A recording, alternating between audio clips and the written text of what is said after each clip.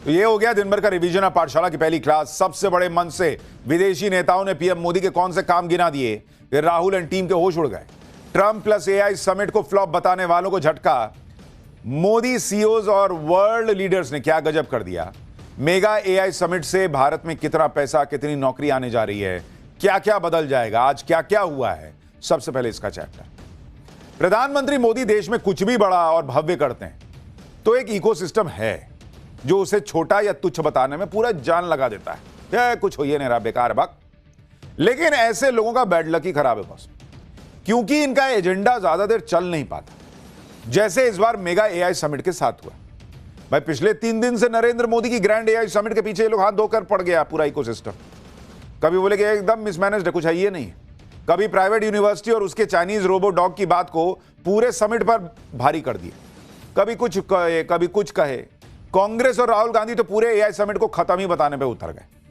लेकिन आज नरेंद्र मोदी के एआई समिट से जो तस्वीरें आई हैं बॉस, उन तस्वीरों ने सबको करारा जवाब दे दिया।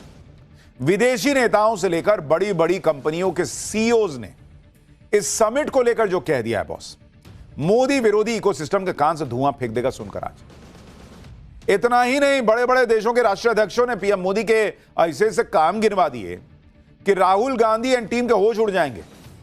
भाई कोई कहीं का राष्ट्रपति है, कोई कहीं का प्रधानमंत्री है, वो कह रहा है कि अरे मोदी तो गजब कर दिए बॉस। अब पता नहीं राहुल गांधी और उनकी टीम कह सकते हैं कि ये नेता भी बिक गए हैं क्या। लेकिन आज एआई समिट के मंच पर पीएम मोदी ने दुनिया के 20 से ज्यादा देशों के प्रमुख नेताओं को जुटा दिया। दुनिया की दिग्गज एआई कंपनियों के सीईओज को एक मंच पर ला दिया। आज एआई समिट में वो तस्वीरें आ गई जिसे देखकर अमेरिकी राष्ट्रपति डोनाल्ड ट्रंप तक को तेज आग लगेगी। लेकिन ऐसी ग्रैंड और बिग मैसेजिंग वाली तस्वीरों के बीच भी कांग्रेस जो कर रही है वो तो कर ही रही है। आप सुन के माथा पीट लीजिएगा, वो भी आज आपको दिखाऊंगा। एआई समिट में आज क्या क्या हुआ, दुनिया के वर्ल्ड लीडर्स और बड़े सीईओज ने क्या कहा है जो मोदी विरोधियों को एकदम अंदर तक चुभ जाएगा बॉस।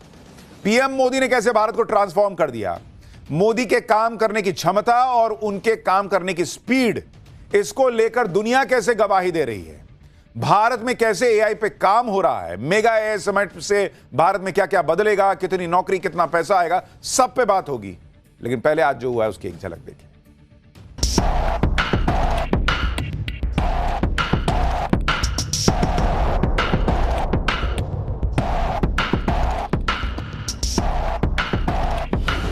दो तरह के लोग हैं, एक जिन्हें एआई में भय दिखता है और दूसरे वो जिन्हें एआई में भाग्य दिखता है।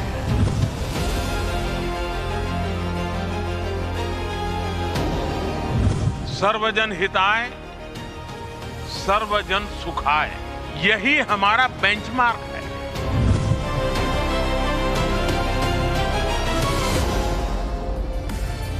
India, the world's largest democracy, is well positioned to lead in AI, not just to build it, but to shape it.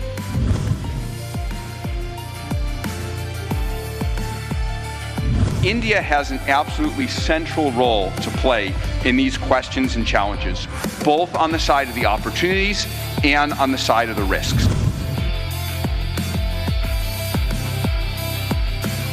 Now in that same city, Google is establishing a full-stack AI hub, part of our $15 billion infrastructure investment in India.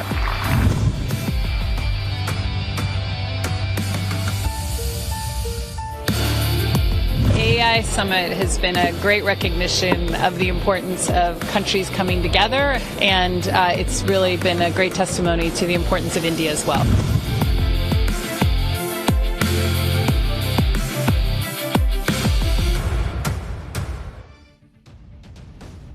Narendra Modi की global AI summit को लेकर कांग्रेस ने 3 दिन से बवाल काटा हुआ था, लेकिन आज जब इस ग्लोबल एआई समिट में नरेंद्र मोदी दुनिया के टेक दिग्गजों को लेकर उतरे तो इस धमाकेदार एंट्री ने पूरी दुनिया के होश उड़ा दिए। आज की सबसे पावरफुल तस्वीर आपको दिखाता हूं। जो काम दुनिया में कोई ना कर सका वो नरेंद्र मोदी ने करके दिखा दिया। दुनिया भर के टेक दिग्गज जो शायद ही एक मंच पर एक साथ कभी दिखते हों, वो सब नरेंद्र मोदी की ग्लोबल एआई समिट के लिए एक साथ आ गए। आप तस्वीर देखिए बॉस। आज ये तस्वीर पीएम मोदी के साथ गूगल के सीईओ सुंदर पिचई, ओपन एआई के सीईओ सैम ऑल्टमैन, एंथ्रोपिक के सीईओ डारियो अमोदोई, मेटा के एआई चीफ ऑफिसर अलेक्जेंडर वैंग, भाई सब इस मंच पर मौजूद हैं।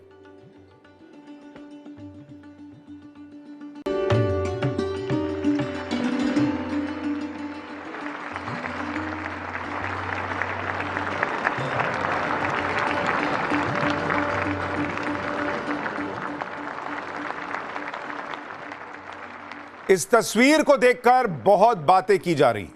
कांग्रेस और उसके इकोसिस्टम को तो आग लगनी तय थी। कहा जा रहा है कि मनमोहन सिंह होते तो ऐसा कभी ना करते। जबरदस्ती हाथ पकड़कर उठाया जा रहा है। अरे यहां भारत उठ के टॉप लेवल पे पहुंच गया, इनको यह नहीं दिख रहा है। बड़े बड़े सीईओज मंच पर हैं। अच्छा, हाथ जबरदस्ती पकड़ के उठवा दिए, और अभी जब सुनाऊंगा वो सीईओज बोले क्या है, वो भी मुंह में रख के बुलवा दिए क्या। इन लोगों को क्या ही कहा जाए। बात सिर्फ तस्वीर की नहीं है, बात हाथ पकड़कर उठाने की नहीं है, बात यह भी है कि इतने बड़े टेक दिग्गज भारत के मंच पर एक साथ हैं। और न सिर्फ भारत के मंच पर ये सब एक साथ दिख रहे हैं, बल्कि भारत की ऐसी तारीफ कर रहे हैं कि आपको गर्व महसूस होगा। जैसे ओपन एआई के सीईओ सैम ऑल्टमैन ने कहा कि भारत एआई के क्षेत्र में नेतृत्व करने के लिए अच्छी स्थिति में। भारत में जो प्रगति हुई है उसे देखकर वो हैरान है। ये भी क्या मुंह में रख के बुलवा दिए क्या। आप सोचिए, ये बात वो सैम ऑल्टमैन कह रहे हैं जो साल 2023 में भारत की एआई क्षमताओं पर सवाल उठा रहे थे। कह रहे थे कि भारतीय कंपनियों में कोई उम्मीद नहीं है ज्यादा। 3 साल में सोचिए भारत में कितना चेंज आया होगा कि आज वो तारीफ कर रहे हैं। आज की स्थिति यह है कि ओपन एआई ने भारत के टाटा ग्रुप के साथ एआई सेक्टर में बड़ी साझेदारी की है। दोनों कंपनियां मिलकर एआई इंफ्रास्ट्रक्चर बनाएंगी। इस साझेदारी पर ओपन एआई के सीईओ सैम ऑल्टमैन ने कहा कि भारत एआई के अडॉप्शन में पहले ही लीड ले रहा है। सरकार के मजबूत सपोर्ट, टैलेंट और एम्बिशन के जरिए भारत में एआई का फ्यूचर सही स्थिति में। इसी के साथ एआई सेक्टर में काम करने वाली एक और दिग्गज कंपनी एंथ्रोपिक के सीईओ ने कहा कि एआई के सेक्टर में भारत की एनर्जी और महत्वाकांक्षा अद्भुत है बॉस। ऐसा तो उन्होंने दुनिया में कहीं और नहीं देखा। यह भी मोदी जी लिखवा के दे दिए थे क्या, स्क्रिप्ट की पढ़ देना। एआई की दिग्गज कंपनी एंथ्रोपिक ने भी भारत की दिग्गज कंपनी इंफोसिस के साथ साझेदारी का ऐलान किया है। दोनों कंपनियां मिलकर एंटरप्राइज एआई सॉल्यूशंस को विकसित करेंगी। इसी तरह गूगल के सीईओ सुंदर पिचई ने कहा कि वो जब भी भारत आते हैं, भारत में बदलाव की रफ्तार देखकर हैरान रह जाते हैं। आप सुनिए, एआई समिट में दुनिया की बड़ी बड़ी कंपनियों के जो बड़े बड़े सीईओज हैं, वो एआई के क्षेत्र में भारत की ताकत का लोहा मान रहे हैं। इस एआई समिट की तारीफ कर रहे हैं। तो जो लोग एआई समिट को ढेले भर का नहीं बता रहे थे, कह रहे थे भाई 2 कौड़ी का है, कुछ नहीं है, बड़ी बड़ी कंपनियों के सीईओ इसी एआई समिट की तारीफ कर रहे हैं, भारत की एआई क्षमता की तारीफ कर रहे हैं। सुन लीजिए। It's really a treat to be here in India, and it's incredible to see the country's leadership in advanced AI. I was last here a little over a year ago, and it's striking how much progress has happened since then. It's also striking how much progress India has made in its mission to put AI to work for more people in more parts of the country. And India's leadership in sovereign AI, building on infrastructure, SLMs, and much more, has been great to watch. India is also the fastest growing market now for Codex, our coding agent that works to help people develop software faster and better. India, the world's largest democracy, is well positioned to lead in AI, not just to build it, but to shape it and decide what our future is going to look like. And First, I want to thank Prime Minister Modi for bringing us together. The energy and ambition in this room and across India are incredible. I've been spending the last few days meeting with Indian builders and enterprises, and the energy to build together here is palpable, unlike anywhere else. India has an absolutely central role to play in these questions and challenges. It's wonderful to be back in India. Every time I visit, I'm struck by the pace of change, and today is no different. Now in that same city, Google is establishing a full-stack AI hub, part of our $15 billion infrastructure investment in India. यानी राहुल गांधी जिस भारत को dead economy बता रहे थे, दुनिया को उसी भारत में संभावनाएं दिख रही। जिस एआई का मजाक उड़ाया जा रहा था कि भारत में है ही क्या, उस एआई के क्षेत्र में दुनिया कह रही कि भारत तो लीड ले रहा है बॉस। दुनिया की बड़ी बड़ी कंपनियों के दिग्गज भारत को लेकर और क्या क्या कह रहे हैं, कौन भारत में 10 लाख करोड़ के निवेश का ऐलान कर रहा है, वो भी बताऊंगा।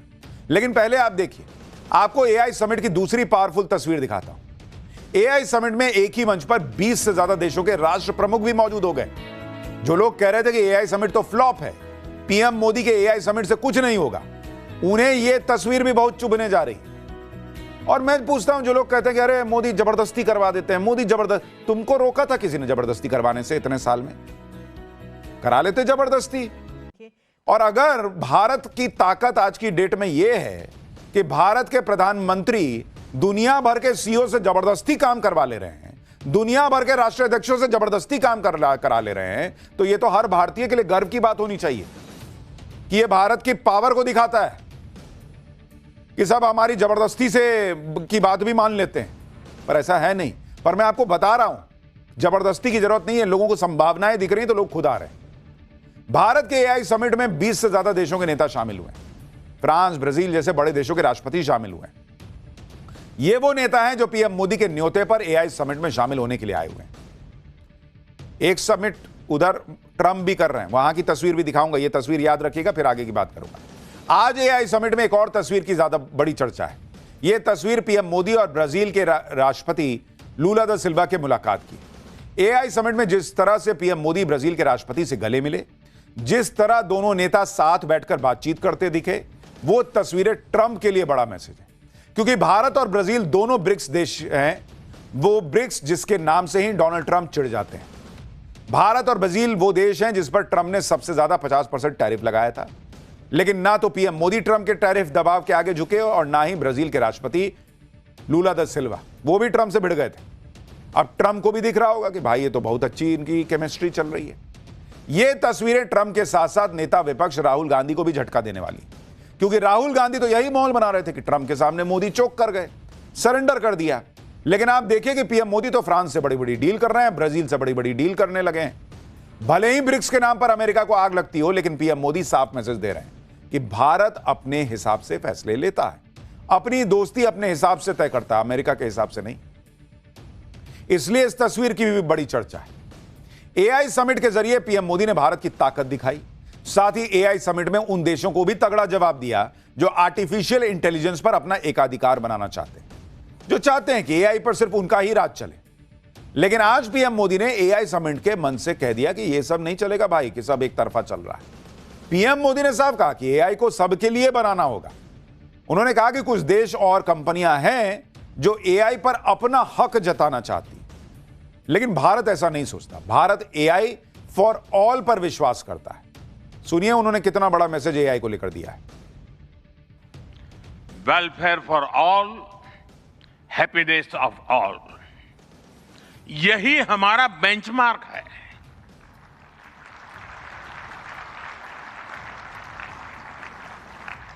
एआई के लिए इंसान सिर्फ डेटा पॉइंट न बन जाए, एआई को डेमोक्रेटाइज करना होगा, इसे इंक्लूजन और एम्पावरमेंट का माध्यम बनाना होगा, और विशेष रूप से ग्लोबल साउथ में कुछ देश और कंपनियां मानती है कि एआई एक स्ट्रैटेजिक एसेट है, इसलिए इसे कॉन्फिडेंशियल तरीके से डेवलप किया जाना चाहिए। लेकिन भारत की सोच अलग है। आइए हम ये संकल्प लें कि एआई को ग्लोबल कॉमन गुड के रूप में विकसित किया जाएगा। पीएम मोदी ने आज एआई को लेकर बड़ी बड़ी बातें कही। एआई को लेकर भारत का विजन क्या है, भारत क्या सोचता है, इसकी भी बात पीएम मोदी ने दुनिया के सामने एआई के लिए मानव विजन का मंत्र रखते हुए कही। इसमें मानव में एम का मतलब है मोरल और एथिकल गाइडलाइंस, यानी एआई नैतिक मूल्यों पर आधारित हो। ए का मतलब है अकाउंटेबल गवर्नेंस, यानी पारदर्शी नियम और कड़ी निगरानी। एन का मतलब है नेशनल सोवरेनिटी, यानी जिसका डेटा उसका अधिकार। ए का मतलब है एक्सेसिबल एंड एक्सक्लूसिव, इंक्लूसिव, यानी एआई मोनोपोली नहीं मल्टीप्लायर बने। और वी से वैलिड एंड लेजिटिमेट, यानी एआई कानून के दायरे में हो और वेरीफाइबल। इससे ये मानव बना और मानव जाति के लिए एआई हो, यह मैसेज चला गया। पीएम मोदी ने एआई को लेकर 3 सुझाव भी दिए। पहला सुझाव, एआई ट्रेनिंग के लिए क्लियर डेटा फ्रेमवर्क बनाना चाहिए। दूसरा सुझाव, एआई प्लेटफॉर्म अपने सेफ्टी रूल्स को क्लियर और पारदर्शी रखे। और तीसरा सुझाव कि एआई भले ही पावरफुल हो, लेकिन उसकी दिशा इंसान ही तय करे। पीएम मोदी ने दुनिया को मैसेज दिया कि एआई का रोड मैप बनाना होगा, एआई के लिए नियमों का फ्रेमवर्क तैयार करना होगा। एकाधिकार मत दिखाइए, सबके लिए काम कीजिए। एआई समिट में पीएम मोदी ने यह भी कहा कि भारत को एआई में भय नहीं भाग्य दिखता है। सुनिए एक बार। ऐसे लोग जिन्हें एआई में भय दिखता है और दूसरे वो जिन्हें एआई में भाग्य दिखता है। और साथियों, मैं जिम्मेवारी के साथ कहता हूं, गर्व के साथ कहता हूं, हमें भय नहीं, भारत को एआई में भाग्य दिखता है, भारत को एआई में भविष्य दिखता है। मुझे आपको ये बताते हुए खुशी है कि इस समिट में 3 भारतीय कंपनियों ने अपने एआई मॉडल्स और एप्स लॉन्च किए हैं। मैं आप सभी को आमंत्रित करता हूं, design and develop in India, deliver to the world, deliver to humanity. Narendra Modi और उनके नए भारत की सबसे बड़ी ताकत और पहचान यही है, भारत लगातार ह्यूमैनिटी की बात कर रहा है, दुनिया को एक परिवार की तरह मानकर आगे चलने की बात करता है। चाहे वो कोरोना का संकट काल हो, युद्ध का काल हो या फिर एआई की बात हो। पीएम मोदी ने आज जब वर्ल्ड लीडर्स के सामने एआई समिट को संबोधित किया तो उस वक्त सबकी नजरें स्टेज पर पीछे चल रहे स्क्रीन पर भी थी कि भाई ये क्या पीछे एनिमेशन चल रहा है। इधर पीएम मोदी भाषण दे रहे थे, उधर एआई की मदद से उनका भाषण साइन लैंग्वेज में लाइव ट्रांसलेट हो रहा था। और इसके साथ ही पीएम मोदी की स्पीच 11 भाषाओं में लाइव डब होती चली जा रही थी। और यह सब भारत के एआई से हो रहा था। आप सोचिए, अद्भुत चीजें हो रही हैं। एक तरफ तो नरेंद्र मोदी की एआई समिट की बात दुनिया भर में हो रही, यह सब अद्भुत चीजें हो रही हैं। दूसरी तरफ कांग्रेस एआई समिट को लेकर बवाल मचाने में लगी पड़ी है। एआई समिट की कंट्रोवर्सी की बात करके कांग्रेस इस तरह का माहौल बना रही है जैसे एआई समिट का कोई मतलब ही नहीं। कह रही है कि नरेंद्र मोदी तो खुद एआई से कांपते हैं क्योंकि कांग्रेस के कुछ एआई वीडियो डिलीट करवाने के लिए कह दिया गया। सुनिए कांग्रेस क्या कह रही है। इस देश में एआई के नाम पर एक समिट हो रही है, लेकिन इसी दौरान इस देश में मूर्खता का, झूठ का, फरेब का, जालसाजी का मानो महामहोत्सव चल रहा हो, मानो बोलबाला हो गया हो। नरेंद्र मोदी जी एआई पर बड़ी बड़ी बातें करते हैं। यह अलग बात है वो एआई को आर्टिफिशियल इंटेलिजेंस के अलावा सब कुछ बताते हैं। वो एआई पर बड़ी बड़ी बातें करते हैं, वो आर्टिफिशियल इंटेलिजेंस से थर थर कांपते हैं। अरे भाई, सबमिट कराने से क्या होता है? किसी चीज का कोई सबमिट कराता, एआई सबमिट करा दिया तो आप समझ रहे हो कि आपने डिजिटल वर्ल्ड में अपनी एक जगह बना ली है, ये साबित करना चाहते हो। वो तो आदरणीय देश के प्रधानमंत्री जी को आदत ही है ऐसी कि भाई इतना बड़ा सबमिट हो रहा है, उसमें देखिए हमने ये कर दिया। उससे फायदा क्या हुआ? कितने लोग आए, कितने लोग इस हिंदुस्तान के लोगों ने इन्वॉल्वमेंट उसमें दिखाई, कितनी ऐसी कंपनियां थी, सब लोग बाहर से बुला लिए मेरे को लगता। कांग्रेस वालों को सिर्फ कमियां दिख रही हैं और इसीलिए जब वो देश का इवेंट ना देखकर इसे नरेंद्र मोदी का इवेंट देखते हैं और इस तरह के बयान देते हैं तो पब्लिक चिढ़ जाती है उनसे, क्योंकि पब्लिक तो खाली मोदी नहीं देख रही, वो तो देश देख रही है कि भाई देश का रौला दिख रहा है, देश में इतना बड़ा इवेंट दिख रहा है।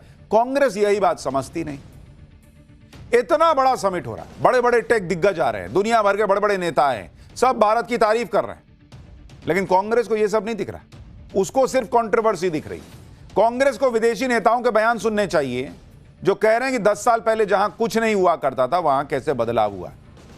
10 साल पहले तक कांग्रेस के यही नेता कहते थे कि नरेंद्र मोदी कोई नई पहल कर रहे हैं तो इससे क्या ही बदल जाएगा। आप कांग्रेस के नेता पी चिदम्बरम की एक पुरानी बात और फ्रांस के राष्ट्रपति मैक्रों ने आज जो कहा है कि 10 साल में भारत में किस तरह का बदलाव आया, आप दोनों को सुनिए। वो फ्रांस के राष्ट्रपति हैं मैक्रों, नरेंद्र मोदी ने तो स्पीच लिख के नहीं दी होगी, लेकिन वो मैक्रो खड़े होकर गिना रहे हैं कि यार भारत में तो गजब बदलाव आया। और सुनिए चिदम्बरम क्या कहते थे। Go to your village fair, buy potatoes and tomatoes and pay 7 rupees 50 paisa by a credit card. What will the poor lady do? Does she have a POS machine there? Is it connected to a electricity source? Is there Wi-Fi there? 10 years ago, a street vendor in Mumbai could not open a bank account. No address, no papers, no access. And today the same vendor accepts payments on his phone. देखिए, दुनिया के बड़े बड़े राष्ट्रीय अध्यक्षों को दिख रहा है कि भारत में गजब चीज हो गई बॉस। कांग्रेस देखना नहीं चाहती या दिखाना नहीं चाहती। बड़े बड़े देशों को समझ में आता है बॉस कि यूपीआई क्या अद्भुत चीज है भारत में। कितने लोग आज की डेट में वॉलेट में पैसा लेके निकलते हैं, घटाखट यूपीआई से पेमेंट हो रहा है। काम आसान हो गया, ट्रांसपेरेंसी आ गई, पैसे के हर लेन देन का हिसाब हो गया, सो अलग। बदलाव साफ दिख रहा है, बस कांग्रेस शायद नहीं देखना चाह रही। आप यह भी देखें कि जिस वक्त कांग्रेस नरेंद्र मोदी को घेर रही है, उस वक्त नरेंद्र मोदी कैसे जबरदस्त तरीके से काम कर रहे हैं। एक ही दिन में आप देखिए कि आज पीएम मोदी ने क्या क्या किया है। पीएम मोदी ने एआई इंपैक्ट समिट का सुबह सुबह उद्घाटन किया। इसके बाद उन्होंने लीडर्स प्लेनरी में हिस्सा लिया। पीएम मोदी ने यूएई, नीदरलैंड, स्विट्जरलैंड और ग्रीस के नेताओं के साथ बायलैटरल मीटिंग भी कर ली दिन में। इसके बाद उन्होंने 50 से ज्यादा ग्लोबल सीईओज के साथ सीईओज फोरम में हिस्सा लिया। मतलब सुबह से लेकर रात तक पूरा पैक्ड कार्यक्रम। यह है नरेंद्र मोदी की मेहनत और उनका काम। और बात सिर्फ काम की नहीं है, काम की स्पीड की भी है। किस स्पीड से फैसले होते हैं और किस स्पीड से उनका इंप्लीमेंटेशन होता है, यह इन्फोसिस के को-फाउंडर नंदन निलेकनी से सुनिए। नंदन निलेकनी खुद बता रहे हैं कि पीएम मोदी के काम की स्पीड क्या है। सुनिए एक बार उनसे। When I met Prime Minister Modi ji on 8th January and talked about applying AI to farmers, he said, why can't we apply it to cows and cattle? Because if the cow is sick, it can't tell you that it is sick. How can you solve this problem? And he gave us his vision of applying AI to agriculture and dairy.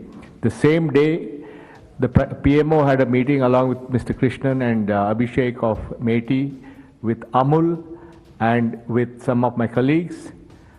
And within 3 weeks, the application went live. The meeting was on Jan 8th. It went live on February 11th. This is the world's largest cooperative with 3.6 million farmers, 2 billion milk transactions per year, and 40 million cattle. And today, all these farmers, a large number of them being women, use the Sarlabin application, actually get real responses about their cattle, the problems, the pregnancy, their milk production, and so on. Look at the speed of diffusion. An idea that the PM had on Jan 8th has become reality on Feb 11th. This to me is an example of the speed of execution of AI diffusion in India. आप सोच रहे हैं boss, 8 जनवरी को PM Modi को एक idea दिया गया, तुरंत मीटिंग हुई, सारा सोच विचार हुआ और 11 फरवरी को लॉन्च हो गया। इस तरीके से काम करने वाले नेता को कोई कैसे घेर पाएगा भाई? राहुल गांधी कहते रहे, लेकिन पब्लिक को तो दिखता है ना। भले ही कांग्रेस एआई समिट को फ्लॉप फ्लॉप फ्लॉप फ्लॉप चिल्लाते रहे, पब्लिक को दिख रहा है ना कि वहां क्या हो रहा है। नरेंद्र मोदी की लीडरशिप में भारत पर कैसे दुनिया भरोसा जता रही।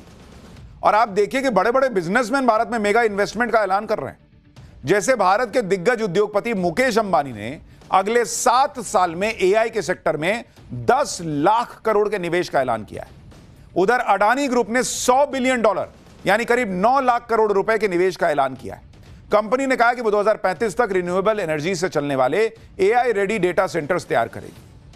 अब एक चीज याद रखिएगा, ये बड़े बड़े लोग इतना इन्वेस्टमेंट कर रहे हैं, जब इन्वेस्टमेंट कीजिएगा तभी ना उससे रिटर्न मिलेगा, तो पैसा आएगा और बाद में कोई कहेगा कि देखो इतने साल में अडानी अंबानी की दौलत इतनी बढ़ गई। अरे भैया, दौलत बढ़ाने के लिए पैसा लगाना भी पड़ता है।